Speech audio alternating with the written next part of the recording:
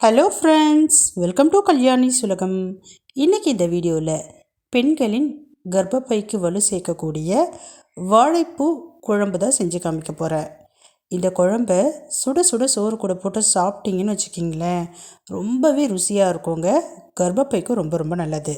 எப்படி செய்யலான்னு சொல்லிட்டு பார்க்கலாமா? வாங்க செய்ய ஸ்டார்ட் பண்ணலாம்.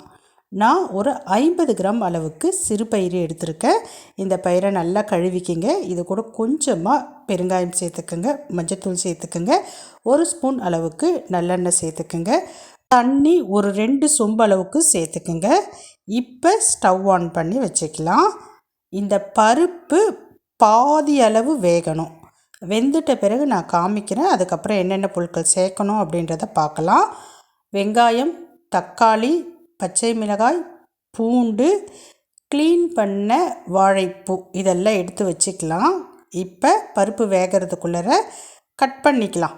பாருங்கள், பருப்பு நல்லா பொங்கி வெந்துக்கிட்டே இருக்குது. ஸ்டவ்வை சிம் பண்ணிடலாம். பருப்பு பாருங்கள் நல்லா கொதிச்சுக்கிட்டு இருக்கு. கொஞ்ச நேரத்தில் மலர்ந்துடும். பாருங்கள், இப்போ நல்லாவே பாதி அளவுக்கு வெந்திருக்கு. இப்போ ஸ்டவ்வை சிம் பண்ணிடலாம். நம்ம வெங்காயம் தக்காளியெலாம் கட் பண்ணி எடுத்தாச்சு. இப்போ இதில் வெங்காயம், தக்காளி, பூண்டு, பச்சை மிளகாய் இதை மட்டும் முதல்ல சேர்த்துக்கலாம். வாழைப்பூவை மட்டும் இப்போ சேர்க்கக்கூடாது, கடைசியாக சேர்க்கணும். வெங்காயம் தக்காளியெல்லாம் சேர்த்த பிறகு நல்லா மிக்ஸ் பண்ணிக்கங்க. மிக்ஸ் பண்ணி ஒரு 2 நிமிஷத்துக்கு அப்புறமேட்டு குழம்பு மிளகாய்த்தூள், அதாவது சாம்பார் பொடின்னு சொல்லிட்டு சொல்லுவோம் இல்லைங்களா, அந்த குழம்பு மிளகாய்த்தூளை ஒரு 1/2 ஸ்பூன் மட்டும் சேர்த்துக்குங்க. நிறைய சேர்க்க வேண்டாம். இப்போ இது கூட தேவையான அளவு உப்பு சேர்த்துக்கலாம். மறுபடியும் நல்லா மிக்ஸ் பண்ணிக்கலாம். மிக்ஸ் பண்ணிவிட்டு ஸ்டவ்வை மீடியம் ஃப்ளேமில் வச்சுருங்க.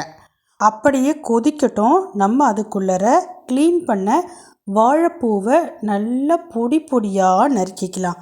பாருங்கள், இந்த அளவுக்கு பொடி பொடியாக நறுக்கி எடுத்துக்குங்க. இப்போ பருப்பெல்லாம் வெந்துருச்சா அப்படின்ட்டு செக் பண்ணிக்கலாம். பாருங்கள், நல்லா வெந்துருச்சு. 80% சூப்பராக வெங்காயம், தக்காளி, பருப்பு எல்லாமே வெந்துருச்சு. இப்போ மத்து எடுத்துக்குங்க. ஸ்டவ்வை சிம் பண்ணிவிட்டு மத்து வச்சு லைட்டாக ஒரு கடைஞ்சிருங்க. இப்படி கடையிறப்ப அந்த சிறுபருப்பு நல்லா மசிஞ்சிரும். இப்போ இது கூட கட் பண்ணி வச்சுருக்கிற வாழைப்பூவை சேர்த்துக்கலாம். வாழைப்பூவை கட் பண்ணிவிட்டு மோரில் போட்டு வச்சிங்கன்னா அதனுடைய கலர் பார்த்திங்கன்னா சேஞ்ச் ஆகாது. நான் இப்போ கட் பண்ணிவிட்டு உடனே சேர்க்கறதுனால மோரில் போடலை, அப்படியே டைரெக்டாக சேர்த்துக்கிறேன் நான். பாருங்கள், எல்லா வாழைப்பூவையும் சேர்த்தாச்சு. வாழைப்பூ சேர்த்த உடனே ஒரு 1/2 ஸ்பூன் அளவுக்கு சீரகம் சேர்த்துக்குங்க. மறக்காமல் சேர்த்துக்குங்க. இப்போ மறுபடியும் ஸ்பூன் வச்சு நல்லா மிக்ஸ் பண்ணிக்கலாம். வாழைப்பூ சேர்த்ததுக்கப்புறமேட்டு ரொம்ப நேரம்லாம் வேக வைக்கணும் அப்படின்ற அவசியம் கிடையாதுங்க. ஒரு 2லிருந்து 3 நிமிஷம் இருந்தால் போதுமானதாக இருக்கும். வாழைப்பூ நல்லா வெந்துடும். பாருங்கள், இப்போ சூப்பராக முட்டை கட்டி கொதிக்க ஆரம்பிக்குது. கிட்டத்தட்ட வாழைப்பூ முழுசாக வெந்துருச்சு. நம்ம இப்போ இதை கீழே இறக்கி வச்சிடலாம். எல்லாமே கரெக்டாக இருக்குங்க. உப்பு, காரம் இது எல்லாமே பர்ஃபெக்டாக இருக்குது எனக்கு. இப்போ நான் ஆஃப் பண்ணிவிட்டு கீழே இறக்கி வச்சிடுறேன். வச்ச பிறகு ஒரே ஒரு ஸ்பூன் நெய் சேர்த்துக்குங்க. ரொம்ப சுவையை கூட்டி தருங்க. கடைசியாக தாளிப்பு தான் சேர்க்க போகிறோம். கடாய் வச்சுக்கலாம். ஒரு 2.5 ஸ்பூன் அளவுக்கு ஆயில் சேர்த்துக்கலாம். ஆயில் சூடான பிறகு கொஞ்சமாக கடுகு பொரிய விட்டுக்குங்க. கூடவே ஒரு 10 இலைகள் கருவேப்பிலை சேர்த்துக்குங்க. மறக்காமல் சேர்த்துக்குங்க. இப்போ நல்லா பொரிஞ்ச பிறகு இந்த தாளிப்பை நம்ம வேக வச்சு இறக்கி வச்சுருக்கோம் இல்லைங்களா வாழைப்பூ, அது கூட சேர்த்துக்க வேண்டியது தான். அவ்வளோதாங்க, சூப்பரான வாழைப்பூ குழம்பு ரெடி ஆகிடுச்சு. இதை சூடான சோறு கூட சேர்த்து சாப்பிட்றப்ப அவ்வளோ ருசியாக இருக்கும்.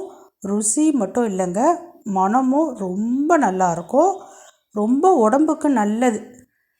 பியூபர்ட்டி அட்டன் பண்ண குழந்தைங்களாகட்டும் இல்லை பெரியவங்களாகட்டும், இவங்களுக்கெல்லாம் ரொம்ப ரொம்ப நல்லது வாழைப்பூ. அடிக்கடி வாழைப்பூவை ஏதோ ஒரு விதத்தில் சமைச்சு உணவில் சேர்த்துக்கணும். பெண்களுக்குன்னு மட்டும் இல்லை, ஆண்களுக்கும் ரொம்ப ரொம்ப நல்லது. துவர்ப்பு சுவை இதில் இருக்குது. இந்த ஆரோக்கியமான வாழைப்பூ குழம்பை நீங்களும் வச்சு சாப்பிடுங்க. நம்ம வீடியோஸ் பிடிச்சிருந்ததுன்னா மறக்காமல் சப்ஸ்கிரைப் பண்ணிக்கோங்க. பாய்.